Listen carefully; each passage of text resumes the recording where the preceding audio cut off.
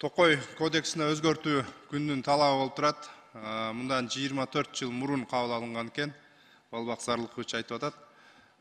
Чындап андан бери канчалаган мыйзамдар өзгөрдү, канчалаган шарттар өзгөрдү дегендей. Алмаз Мустафаевич, эң жакшы билген ушул Токойду сиз болсоңуз керек. Көптөн бери ушул жерде жетекчи болуп иштеп келатасыз. Ушул өзгөртүүлөрдүн баардыгын өзүңүздөр катыштыңыздарбы? Ооба. Сиздин купулуңузга толобу ушул эми как практик катары өткөрүп келаткандай? Ооба. Азыркы күндө Токойду сактоо жана аны көбөйтүү, дүйнөлүк жашыл климаттык уюмдар бар. Ошолордон бүгүнкү күндө канча гранттар колдонууда? Бүгүнкү күндө ошол апрель айында ратификация болгон былтыр ФАОнун уюму менен ошол секвестрация углерод боюнча 29,9 миллион долларга проект келди. 24-жылдан баштап иштей баштайт. Эмне бактыгы боюнча болобу же Токой? Ооба. Бул жерде Токой жайыт жерлерин деградация болгон жерлерди калыбына келтирүү. Дагы иштеп атасыңарбы? Мындан 2 жыл мурун биз 50 миллион долларды ошол ФАО аркылуу ратификациядан араң үлгүрүп, ратификация бул жерден кабыл алып калдык эле да? Ооба. Ошол убакта эле Тажикстан, Казакстан 100 миллион доллардан алышкан да. Азыр ошол багытта иш жүрүп атабы? Бул боюнча ошол жашыл климат фонду менен иш алып баргандагы эң биринчи долбоор ушул ФАОнуку бизге 29,9 дегенби? Таза ошол грант акча. Калган кредит. Жалпы 50 болсо, 50 деп айтып атпайсызбы? Ал 50 биздин вкладдарды жанагы Кыргызстан Орус банктын вкладдарын кошкондогу жалпы суммасы 50 болот. А так таза грант 29,9. Анан дагы мына бакыт тиккенде биздикилер мына маалыматтардан угуп калтабыз. Көбүнчө эле биз баягы ийне жалбырактуу бактарга көп көңүл бөлүп атабыз да. Мына жазы жалбырактуу бак тигишибиз керек мындан кийинчи.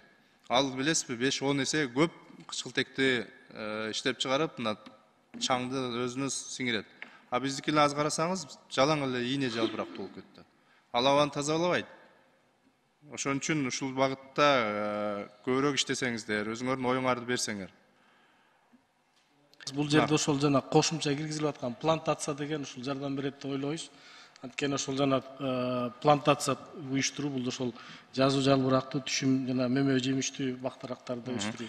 Азыр эгер ошол азыркы немеде бар болгон болсо кодексте, мына кара жыгач, эмен, терек, азыр Павлония деген чыкты жазуу жалбырактуу. Ушуларды дагы киргизип коюп өткөзсөңөр.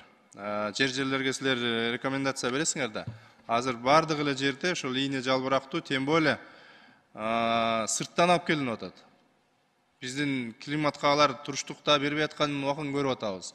2-3 жыл жакшы болот дагы өзүнөн өзү эле курап калган случайлар өтө көп болуп атат. Ошон үчүн өзүбүздүн жазы жалбырактуу бактарга көбүрөөк маани берсеңер. Ушуну да эле кодекстин бир жерине ушуларга уруксат берилет или басым жасалыш керек дегендейчи. Эми декоративный да керек, эми ал шаардын анча-мынча кооздук талап кылган жери. Негизинки абаны тазалоо боюнча ушуларга басым жасашыңыздар керек да. Ижара боюнча туристтик багытта деп айтып атасызбы, 4 багыттын бири. Азыр жаңы турист келип ушул жайлоолорго биз туризмди өнүктүрөлү деп атпайбызбы? Эмне документтер керек? Ушул бир жайлоону алып, экологияга зыян тийгизбей, ошол жерге бир туристтик бир база салса, эмне керек сиздер тараптан?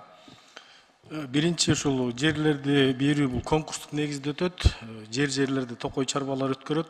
Токой чарбада ушул конкурстук комиссияга 3төн 1 30% гана ушул Токой чарбасы болот. Калган ушул айыл өкмөтү, баягы мамлекеттик эмес ошол жаштар, аксакалдар, уюмдар мүчөлөрү ошолор тандайт. Комиссиянын негизинде, конкурстун негизинде жүрөт.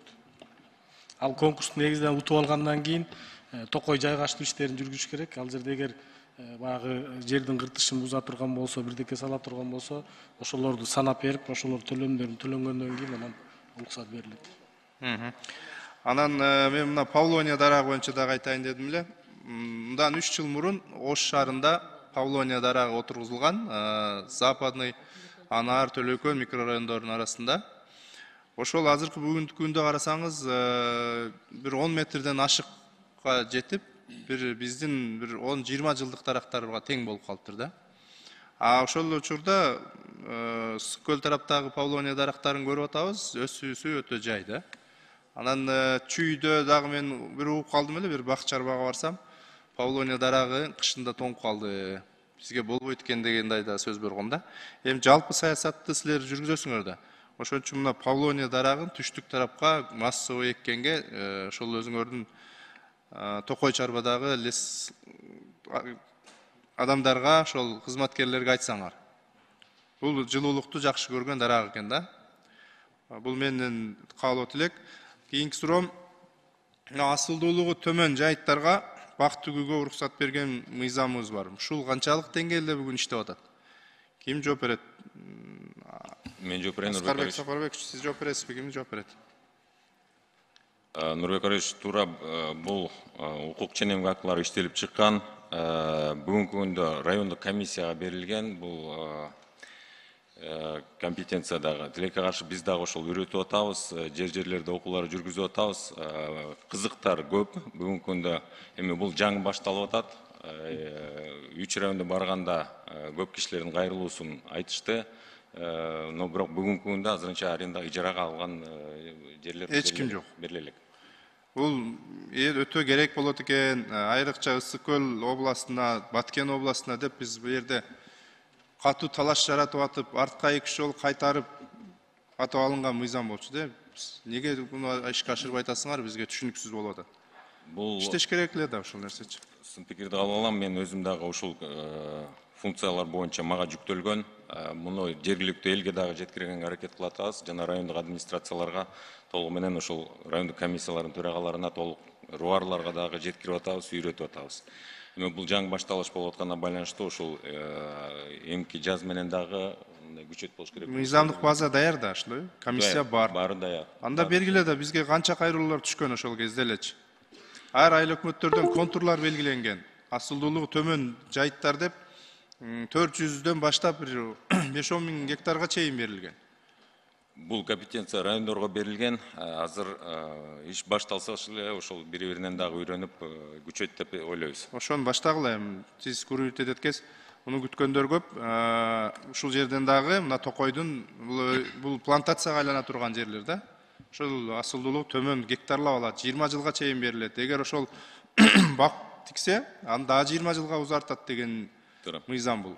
Ошондо мына Токой азыркы кодекске дагы жардам тийгизет. Экологиябызга дагы жардам тиет.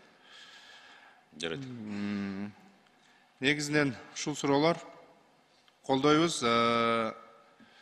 Экинчи окууга эгер сунуштарыбыз болсо беребиз. Рахмат. Нурбек Арыч, толуктап коеюн. Мыйзам кабыл алынган, силер кабыл алып бергенсиздер.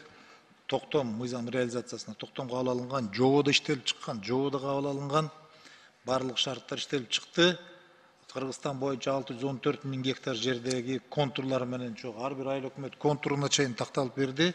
Райондордо берилди баары. Электронный вариантта дагы райондук акимияттарга баарына жеткиздик. Эми бунун өзүнүн реализациясы жана айтылгандай райондордун компетенциясында, ошого жер комиссиясына кайрылса эле бул иштерди аткарышат. Бир суроо берип алайынчы дагы, кечирим сурайм. Ушул Токой жерлерине азыр интенсивдүү бак тигүү деген өтө жакшы жайылып атат да элибизде. Мындай экономикалык жактан дагы пайдалуу. Ушул жерлерге берсе болобу? Бак тиккен боюнча. Плантация деген түшүнүк киргизипсиңер. Жооп бериңиз. Болот. Болот, а? Болот. Значит, силердин арендага ошол конкурска катышкандай эле негизде да? Бүгүнкү күндө бизде практикада болуп атат, отургузулуп атат. Азыр уже түшүм алып аткандар бар. Болуптур.